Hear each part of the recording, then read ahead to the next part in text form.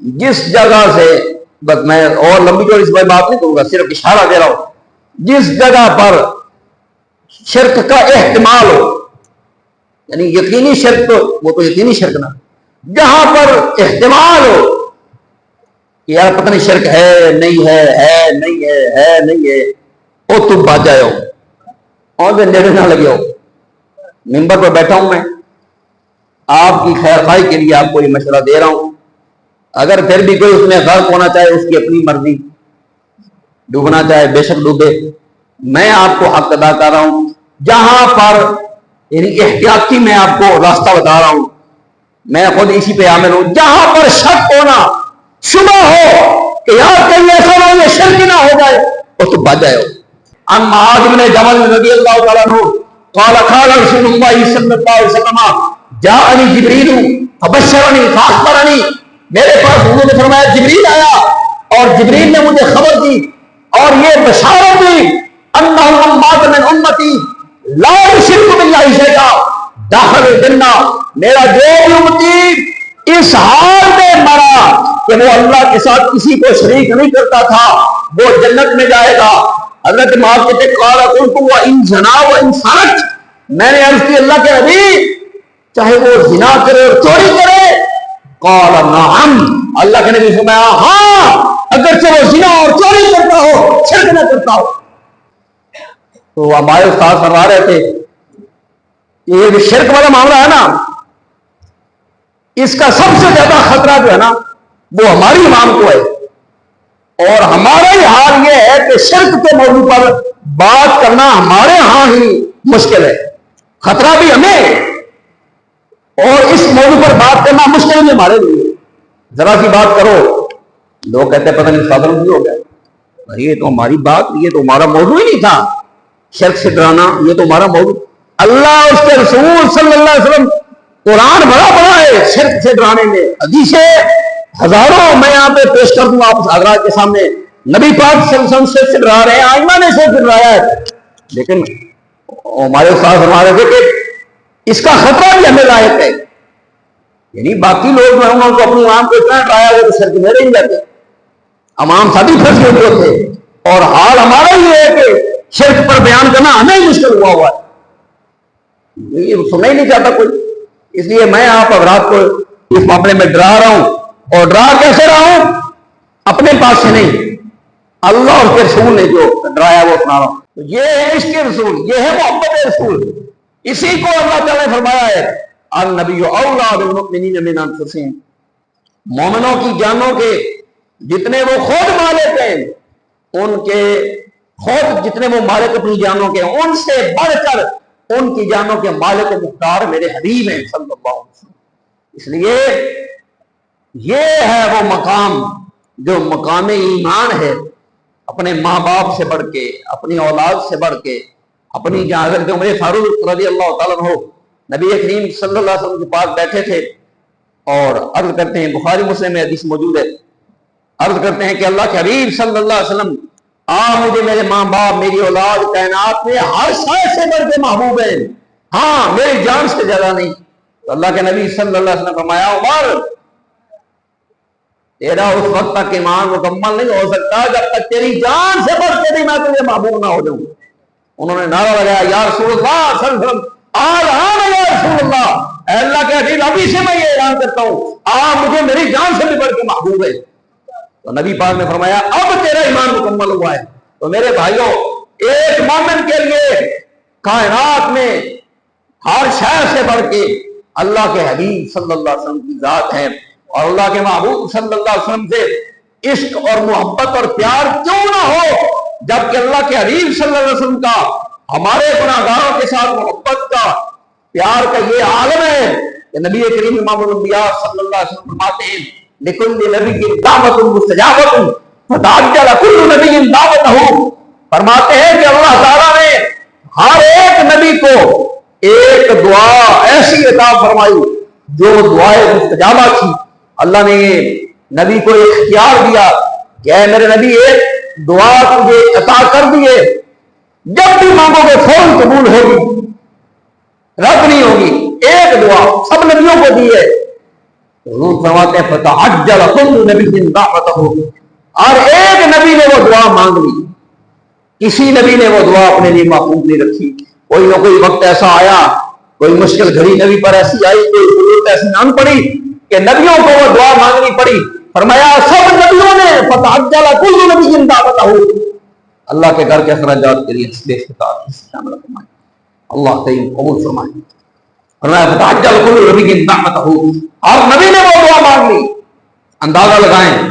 کسی نبی نے وہ دعا اپنے لیے محفوظ نہیں کی۔ وَإِنِّي اخْتَبَأْتُ دَعْوَتِي شِفَاعَةً لِأُمَّتِي يَوْمَ الْقِيَامَةِ، فرماتے ہیں اللہ کے حبیب میں نے وہ دعا محفوظ رکھی، میں نے وہ دعا نہیں مانگی۔ حالات کیسے بھی ہوئے، مجبوریاں کیسی بھی ہوئیں، سختیاں کیسی بھی آئیں، لیکن وہ دعا حضور فرماتے ہیں میں نے نہیں مانگی، میں نے اس دعا کو محفوظ رکھا۔ تو یا رسول اللہ کس لیے محفوظ رکھا، اس لیے محفوظ رکھا اس دعا کو؟ اللہ کے حبیب دعا پھر کیا جواب دیتے ہیں؟ آپ نے فرمایا میں نے اس دعا کو محفوظ رکھا شفاعۃ لامتی یوم القیامہ، قیامت کے دن اپنی امت کی شفاعت کے لیے میں نے اس دعا کو محفوظ رکھا۔ اللہ اللہ اللہ اللہ اللہ اللہ، یہ کوئی گپ شریف نہیں ہے، صحیح حدیث ہے نبی کریم صلی اللہ علیہ وسلم کی۔ فرمایا میں نے وہ دعا محفوظ رکھی اپنی امت کی شفاعت کے لیے، پھر قیامت کے دن اپنی امت کی شفاعت کروں گا، اس کے لیے محفوظ رکھوں۔ اللہ اکبر۔ اور آگے فرماتے ہیں حضور وحی نائلۃ، یہ جو شفاعت ہوگی میری، وہ دعا جو ہوگی بہت وسیع ہوگی، بہت ڈھانپنے والی ہوگی، میری ساری امت کو ڈھانپے گی، سوائے اس کے میری امت کے اس شخص کے جو لا یشرک باللہ شیئا، اس ہر اس امتی کو ملے گی جو اللہ کے ساتھ شرک نہیں کرتا۔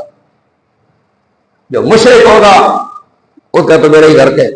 اس کو وہ شفاعت حضور کی شفاعت بھی نہیں ملے گی،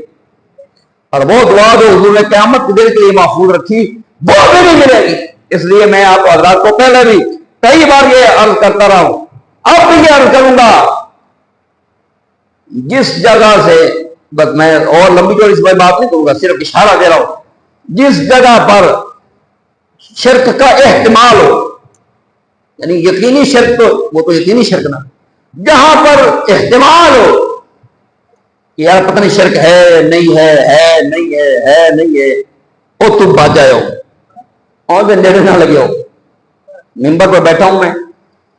آپ کی خیر خواہی کے لیے آپ کو یہ مشورہ دے رہا ہوں،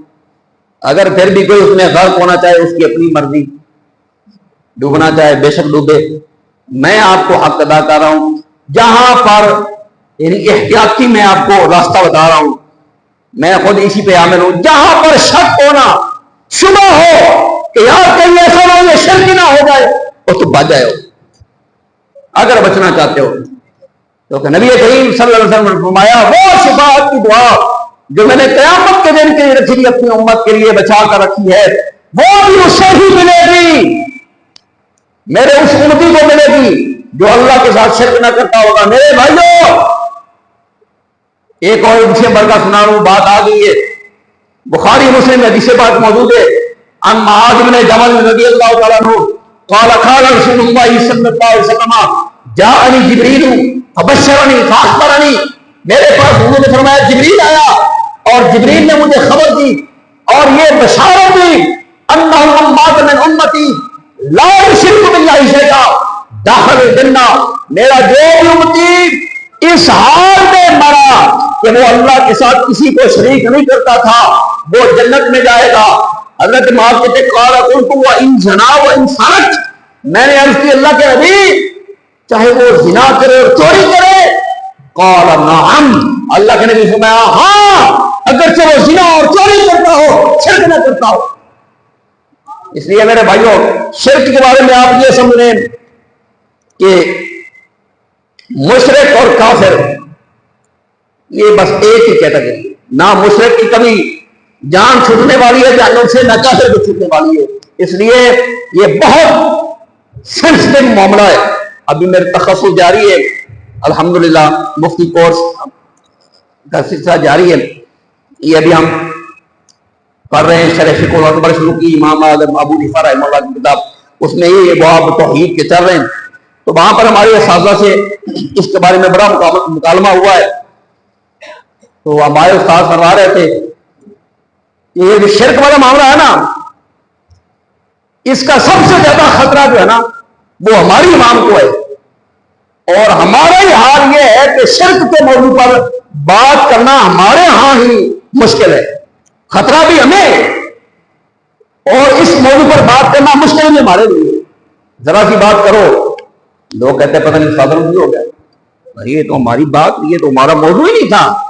شرک سے ڈرانا یہ تو ہمارا موضوع. اللہ اور اس کے رسول صلی اللہ علیہ وسلم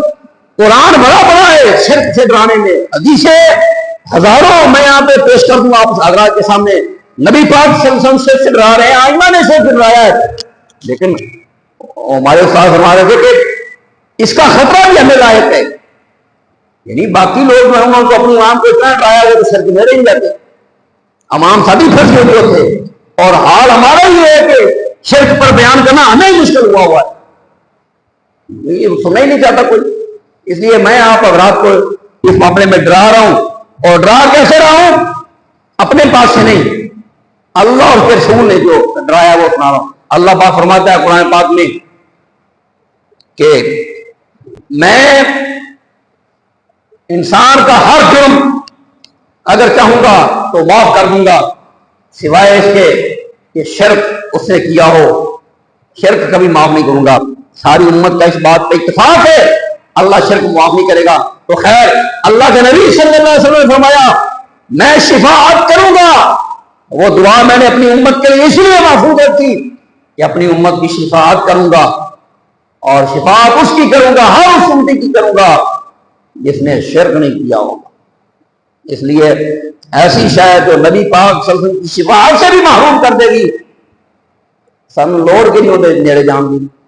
اس میں پھنسنے کی ضرورت کیا ہے؟ یہ تو نا تو کام بہت ضروری ہے بھائی، کرنا ہی کرنا، نہ کیتا دے ایمان کو خطرہ ہے. جب ایسی کوئی بات ہی نہیں ہے تو سامنے لوڑ کے لیے ایسے خطرے میں پڑنے کی. نبی کریم صلی اللہ علیہ وسلم فرماتے ہیں آخری حدیث برکت تب تک ٹائم بھی مکمل ہو جائے گا. حضور فرماتے ہیں الحلال بین والحرام بین، حلال بھی واضح ہے اور حرام جو ہے وہ بھی واضح ہے، دونوں واضح ہیں. فرما وبینہما امور متشابہات، ان کے درمیان کچھ امور ہیں جو امور متشابہات ہیں. توجہ سے سنیے گا حدیث مرکہ، بخاری مسلم ہر جگہ پہ حدیث مرکہ صحیح ترین حدیث ہے یہ. فرمایا حلال واضح ہے، حرام بھی واضح ہے. وبینہما امور متشابہات، ان حلال اور حرام کے درمیان کچھ امور ایسے ہیں جو متشابہات ہیں، جن کے بارے میں جھگڑا ہے. گال کو سننا سمجھنا ہے، آپ بتا رہا ہوں، ان کے بارے میں جھگڑا ہے. عام بندہ فیصلہ ہی نہیں کر پاتا جب دلائل ان کے سامنے دونوں طرف کے رکھے جائیں. اس کو پتہ ہی نہیں چل سکتا کہ یہ حلال ہے یا حرام ہے، وہ درمیانہ سا معاملہ ہے. اس دلائل سے پتہ چلتا ہے جائز ہے، اس دلائل سے پتہ چلتا ہے ناجائز ہے، اس دلائل سے پتہ چلتا ہے کہ ٹھیک ہے، اس دلائل سے پتہ چلتا ہے ٹھیک نہیں ہے. وہ جو متشابہات ہیں ان کے بارے میں کیا کیا جائے؟ تو اللہ کے نبی نے کیا مشورہ دیا ہے؟ انہوں نے فرمایا جو مشبہ والی چیزوں متشابہات سے بچ گیا اس نے اپنے دین کو بچا لیا، اور جو ان میں مبتلا ہو گیا وہ حرام میں پڑ جائے گا، وہ چلا جائے گا. یہ واضح حدیث مبارکہ ہے. میں ویڈیو میں حوالہ لگا دوں گا انشاءاللہ تعالی، اور آپ حضرات کے سامنے یہ آپ حضرات کو میرے پاس آنا چاہیے، اس حدیث کے سارے حوالے دیکھنے چاہیے کہ یہ حدیث کتنی واضح اور کتنی کلیئر ہو